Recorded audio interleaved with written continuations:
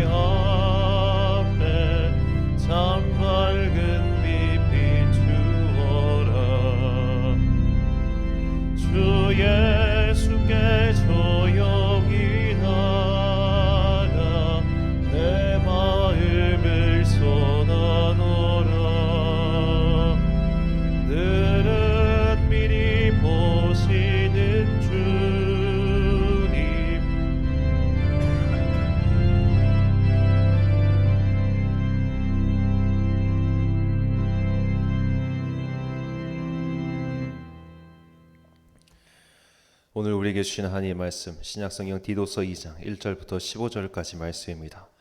신약성경 디도서 2장 1절부터 15절까지의 말씀. 이제 봉독하겠습니다. 하나님의 말씀 경청하십시오. 그대는 건전한 교훈에 맞는 말을 하십시오. 나이 많은 남자들은 절제 있고 위엄 있고 신중하고 믿음과 사랑과 인내심이 흔들리지 않는 사람이 되게 하십시오. 이와 같이 나이 많은 여자들도 행실이 거룩하고 헐뜯지 아니하고 과도한 수엘의 노예가 아니고 좋은 것을 가르치는 사람이 되게 하십시오. 그리하여 그들이 젊은 여자들을 훈련시켜서 남편과 자녀를 사랑하고 신중하고 순결하고 집안 살림을 잘하고 어질고 남편에게 순종하는 사람이 되게 해야 할 것입니다. 그래야 하나님의 말씀이 비방을 받지 않을 것입니다. 이와 같이 그대는 젊은 남자들을 권하여 신중한 사람이 되게 하십시오. 그대는 모든 일에 선한 행실의 모범이 되십시오. 가르치는 일에 순수하고 위엄 있는 태도를 보여야 합니다. 책 잡힐 데가 없는 건전한 말을 하십시오. 그리하면 반대자도 우리를 걸어서 나쁘게 말할 것이 없으므로 부끄러움을 당할 것입니다. 종들을 가르치되 모든 일에 주인에게 복종하고 그들을 기쁘게 하고 말대꾸를 하지 말고 훔쳐내지 말고 온전히 신실하라고 하십시오. 그러면 그들이 모든 일에서 우리의 구주이신 하나님의 교훈을 빛낼 것입니다. 모든 사람에게 하나님의 구원의 은혜가 나타났습니다. 그 은혜는 우리를 교육하여 경건하지 않음과 속된 정욕을 버리고 지금 이 세상에서 신중하고 의롭고 경건하게 살게 합니다. 그래서 우리는 복된 소망 곧 위대하신 하나님과 우리 구주 예수 그리스도의 영광이 나타나기를 고대합니다. 그리스도께서는 우리를 위하여 자기 몸을 내주셨습니다. 그것은 우리를 모든 불법에서 건져내시고 깨끗하게 하셔서 선한 일에 열심을 내는 백성으로 삼으시려는 것입니다. 그대는 권위를 가지고 이것들을 말하고 사람들을 권하고 책망하십시오. 아무도 그대를 업신여기지 못하게 하십시오. 아멘. 교원 영색과 언중 유양이란 제목으로 한위의 말씀 선포하겠습니다. 목사라는 직업은 이 말하기와 굉장히 밀접한 연관을 맺고 있습니다. 왜냐하면 목사의 굉장히 중요한 일 중 하나가 바로 설교이기 때문이죠. 물론 이제 요새 같은 경우는 목회자의 영역이 굉장히 확장되면서 설교를 하지 않는 그런 일도 많습니다만 아직까지도 교회에서는 기본적으로 목회자에게 요구하는 직능 중에 가장 중요하고 또 많은 일이 설교라고 볼 수 있습니다. 여기서 이제 목회자의 고민이 있죠. 과연 언어 사용을 어떻게 해야 할 것인가에 대한 고민입니다. 자, 예를 들어 회중이 어떤 회중이냐, 즉 이 설교를 듣는 청중이 어떤 사람들이냐에 따라서 목회자의 말하기는 달라질 수밖에 없습니다. 저도 이제 처음에 사역을 대부분 기억자가 그렇습니다만 어린이 사역을 하다 보니까 설교가 그렇게 좀 애들이 들을 수 있게끔 방방 뜨는 게 좀 했었어요. 왜냐하면 애들을 지금 이렇게 새벽 설교하듯이 초등학생 아이들한테 설교하면 이걸 누가 듣겠습니까? 다 자죠. 딴짓하거나. 그래서 아이들이 주목할 수 있게끔 이 언어가 빨라진다거나 혹은 이렇게 방방 뛰는 언어 그런 것들을 훨씬 더 많이 하고 특별히 의성어, 의태어 그리고 몸동작도 많이 합니다. 이것은 저만의 어떤 특성이 아니라 아마 모든 어린이 사역자들은 다 이렇게 설교를 하겠죠. 또 청소년이나 청년 사역을 오래 하신 분들도 그들의 언어 사용이 굉장히 청년 혹은 청소년과 비슷해지는 경향을 보일 수 있습니다. 자, 그리고 이게 또 청소년들도 그들이 살고 있는 지역에 따라서 애들이 너무 달라집니다.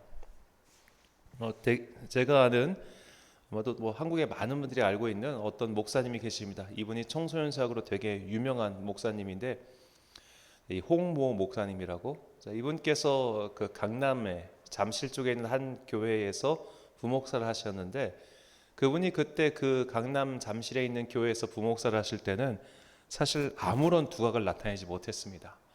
그런데 이분이 저 지방으로 부산으로 교회를 부임하셨을 때 거기서 정말 어마어마한 일들이 일어났습니다. 안 맞는 거예요. 그분의 어떻게 보면 좀 거칠고 투박한 설교와 이 강남 사람들이 안 맞으니까 아무런 시너지가 나지 않았는데 이분의 어떤 그런 설교의 기질과 부산의 특히 청소년들의 기질이 잘 맞아 떨어지면서 정말 많은 일들이 일어나는 겁니다. 그러니까 목사가 목회를 잘하는 것도 중요하지만 그가 서 있는 목회 자리는 그에 못지않게 중요합니다. 이게 안 맞으면 서로 어려워요.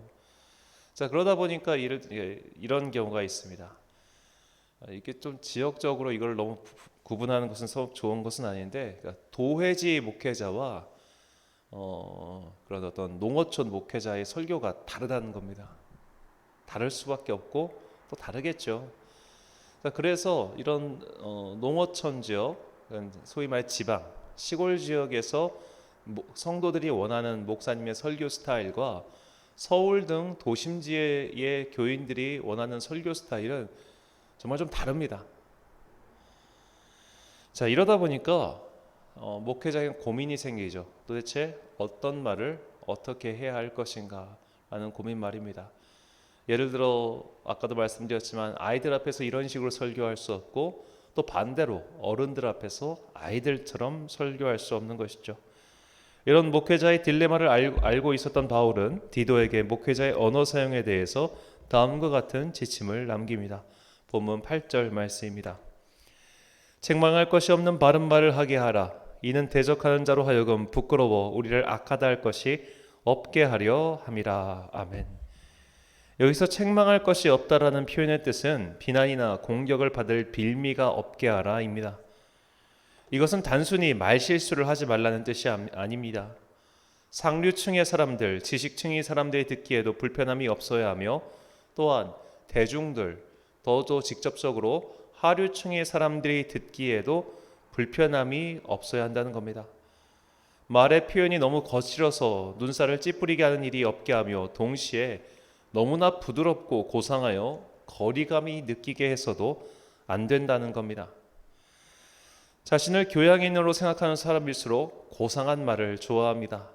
그러나 그런 사람들의 말은 겉으로는 부드러워 보일지 몰라도 실상은 사랑이 담기지 않은 소리에 지나지 않을 때가 있습니다. 공자는 이런 식의 꾸미는 말을 싫어했습니다. 공자는 누구보다도 예의를 중요하게 생각했습니다.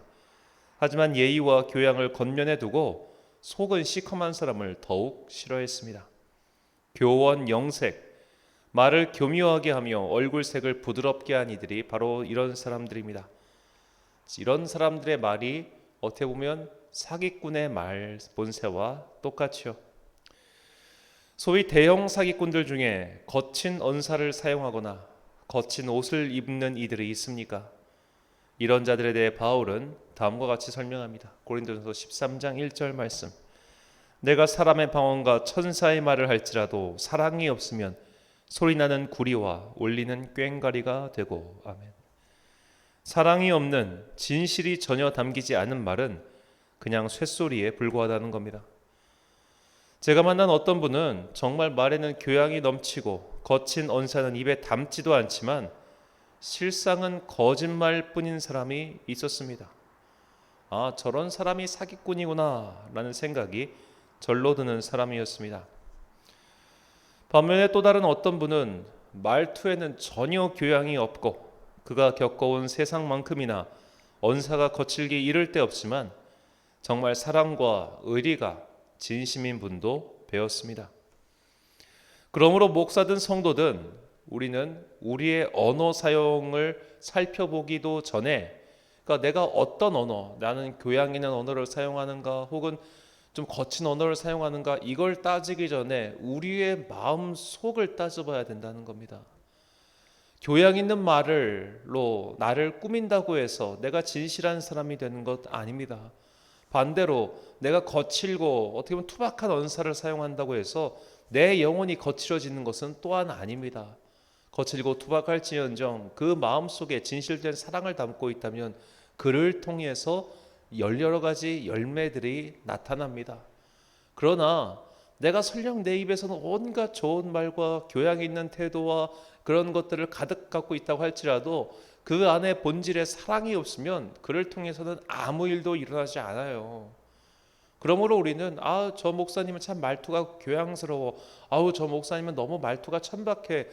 저 사람은 왜 이렇게 말투가 이렇게 말이 거칠어 불편하게. 저 사람은 왜 이렇게 저렇게 말을 곱게 할까? 이거를 따지기 전에 그 사람의 마음 속에 있는 그 속마음은 도대체 무엇일까? 그리고 나는 내 속마음은 도대체 무엇을 담고 있는가? 그것을 생각해 봐야 합니다.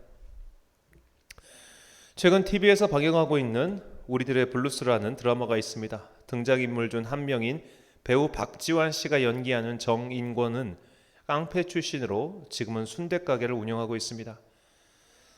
깡패 출신인 만큼 언사가 매우 거칠고 입만 열면 욕설입니다. 그에게는 정현이라는 아들이 있는데 이 아들은 언사가 거친 아버지가 부끄러웠습니다.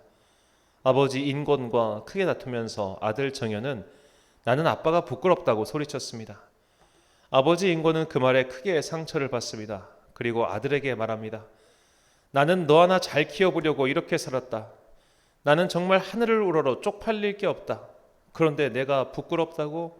내가 도대체 뭘 너에게 그렇게 잘못했느냐라며 펑펑 우는 게 그런 장면이 있었습니다. 자, 우리의 언어도 마찬가지입니다. 목회자 중에 언사가 거친 분이 분명히 있습니다. 그런데 그런 분들 가운데 정말 그 속마음은 그렇지 않은 분들 참 많아요. 아이들이 그분을 따르는 것을 보면 알 수 있죠. 오히려 반대로 정말로 말은 곱게 하고 정말 잘 차려입은 양복에 교양 있는 말투를 쓰지만 아이들이 안 따라가는 교육자가 있습니다. 진심이 안 느껴지기 때문입니다. 우리가 정말 중요한 것은 내가 어떤 말을 사용하느냐가 아니라 내 말을 통하여 내 안에 있는 그 진심이 전달되고 있느냐, 이것을 봐야 합니다.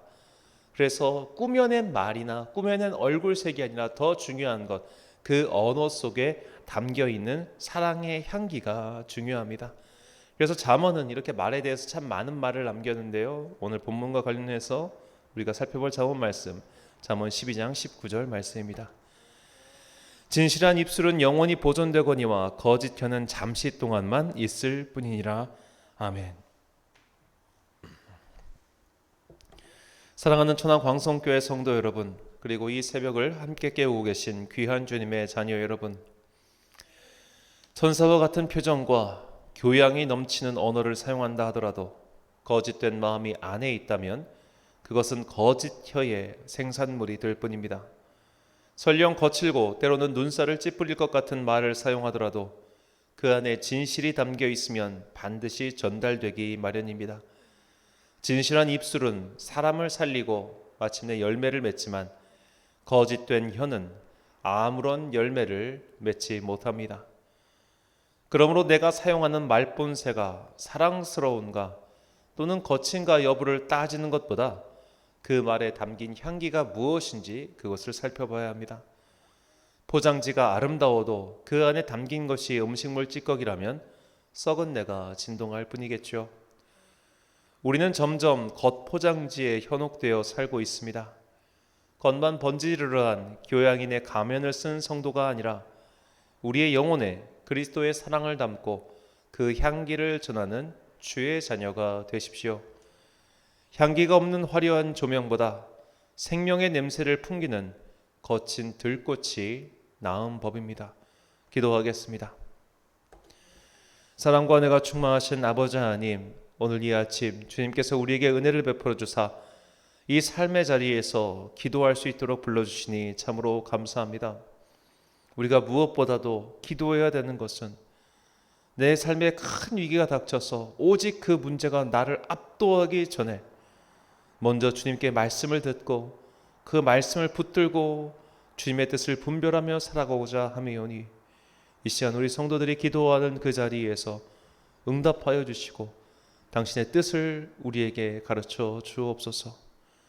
주님, 우리가 내 말을 꾸미고 얼굴 낯빛을 그럴듯하게 하고 살아오느라 너무 꾸미는데 급급했습니다. 내 말은 정말로 교양이 넘치고 부드럽고 누가 듣기에도 거북함이 없지만 내 속에는 아무런 사랑이 담겨 있지 않아 마치 조화처럼 꾸며져 있는 화분처럼 아무런 생명의 향기를 전하지 못할 때가 참 많았습니다. 이제 우리 입술에서 그런 거짓을 조금씩 덜어낼 수 있도록 은총을 베풀어 주옵소서. 오늘 기도하는 가운데 내 마음의 가면은 무엇이었는지, 남들 앞에 나는 어떤 가면을 쓰고 어떤 꾸미는 말을 하고 살아왔는지 그것을 성령의 조명으로 깨닫게 하시고 먼저 하나님께 진솔한 언어를 사용하며 주님께 솔직하게 내 속마음을 아뢰고 또한 그에 대한 주님의 답을 듣는 그런 기도의 시간 되게 하여 주옵소서. 오늘도 삶의 자리에서 열심히 살아가고 있는 당신의 성도들 기억하시고 참으로 어려움을 겪고 있는 성도 주님께서 기억하사 그 마음에 평강을 주옵소서. 인생이 항상 뜻대로 풀리는 것은 아니지만 우리는 주님께서 우리 인생을 어떻게 살아가야 되는지를 가르쳐 주시기를 항상 구하고 있습니다. 주님, 오늘도 주님께 기도하는 성도들에게, 어려움을 닥쳐 있는 성도들에게 응답하여 주시고 그래서 갈 길을 밝히 보여 주옵소서.